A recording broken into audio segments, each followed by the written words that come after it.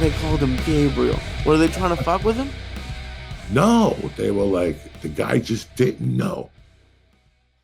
Or, looking back now, yeah, he was probably fucking with him. But Ralphie was a sweetheart of a guy. Oh, yeah, but that must suck. You could do that too. That's so funny. And what was the second laugh? One night,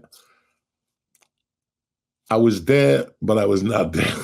Okay. And this is a long time ago, Lee. This is, there used to be a place on Beverly, right? After you came down La Brea, you hooked a right, and you went. You know who would know Josh Wolf? He was the king of that place. You went down, it was on a corner, and they had little umbrellas. It was like a 50s joint, and people sat out there. It just closed. I think it closed. But Josh, they used to they made shakes that would knock your dick into the dirt. Protein, regular shakes, reefer shakes. Not like they put reefer in it. This is way before any of that nonsense. Right. The spot, the spin, the something. We'll ask Josh Wolf. And the cool thing in those days was I was broke as hell, but the good thing to do was after the store, you'd go down there at 2:00. And there'd be different people eating, And I'd gone with Josh and his family, and I'd gone, I think, with Joe Rogan and a bunch of other people one night after the club on Sunset we used to do. The guy took us there to eat, a bunch of us. Had like umbrellas and shit. I don't fucking know. It was good, though. And then one night, I went to a Janet Jackson concert. Now, it was 1998. I got no money to go to a Janet Jackson concert. I got to do at the store. But my spot was at 11:00, 11:30 at the store, and the Janet Jackson concert started at 7:30. I was friends with Dougie Fresh. I'm over at Doug Stanhope's house in the afternoon talking shit with him, and these girls moved in next door. And they were the fucking best. They were like, they hung out at Coaching Horses. They'd smoke dope. They were a lot younger than I. If I was 38 at the time, they were like 27, 28, whatever. And one night, one of the girls, they were roommates. They had gotten Janet Jackson tickets. And the one girl couldn't go. She had to work as a waitress or some shit. So the girl came over and asked Stanhope. Stan was like, what, are you fucking kidding me? And I'm like, bro, I'll go see Janet Jackson. And that's the night I told you we were broke, and she had great tickets, and Jimmy Smith was getting beers for our corner. I was dead broke, Lee. If I had $5, I was holding on to it like a blind guy holds on to a cane. This motherfucker ain't going nowhere, right? And I guess I went to the store, did my set. I couldn't borrow $20. And we ended up going to that place. And we sat down about 2:30. We were out in the back smoking dope. This is way before my wife. Me and this girl had nothing. She was just, she was Stanhope's neighbor.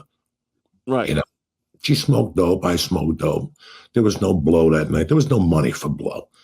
And we went to that milkshake place to get like a milkshake because we were stoned. And I want to tell you his name, but I don't. Okay.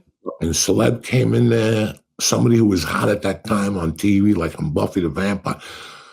At the time, I was doing stand-up, guys. So you knew he was famous, but you didn't know from what? Yes, I didn't. The girl, and everybody was like, oh, look who it is. And I was like, I don't know who this guy is. I'd love to tell you I'm friends with him and go take a fucking, and go give him a hug. Oh, my God. I haven't seen you since the gym,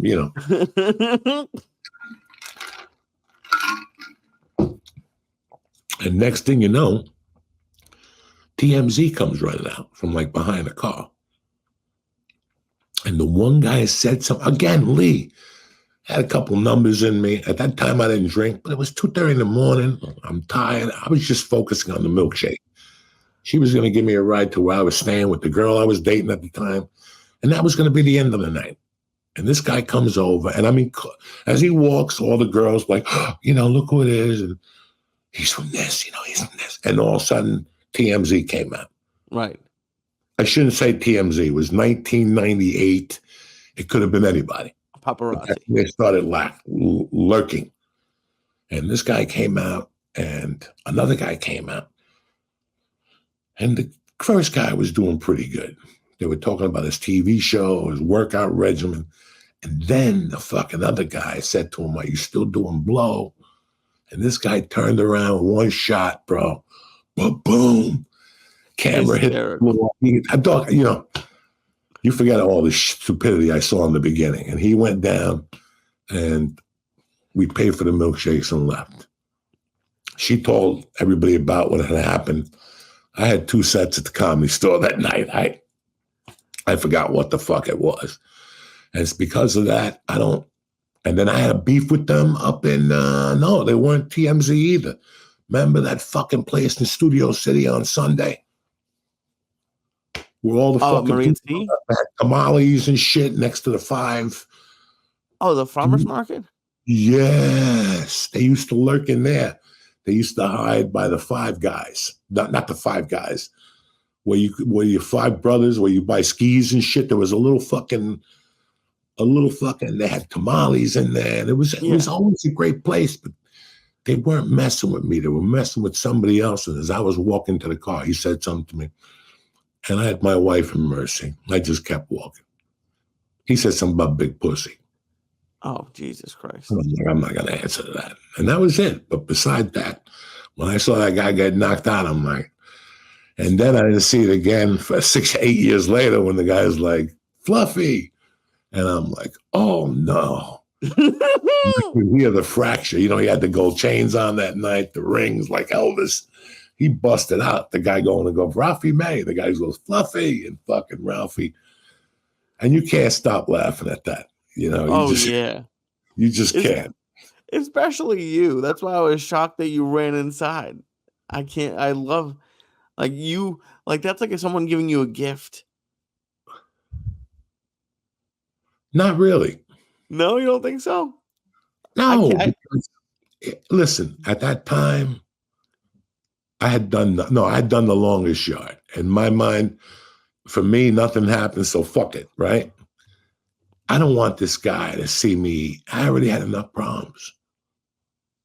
Now, when I was with Ralphie, I was always clean. I was only high around Ralph. Ralphie came to me one day. I appreciate if you don't do that shit around me. And that was it.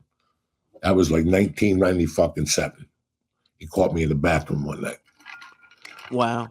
No, and I know you don't want to embarrass Ralphie, but just between you and him, if there hadn't been a camera there, that's something you would have laughed about for probably 3 hours.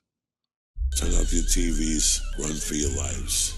It's over. They didn't put you on this planet just to give up. If Uncle Joey could do it, I could fucking rule the world. That's what you gotta be thinking. Welcome back to church, motherfucker!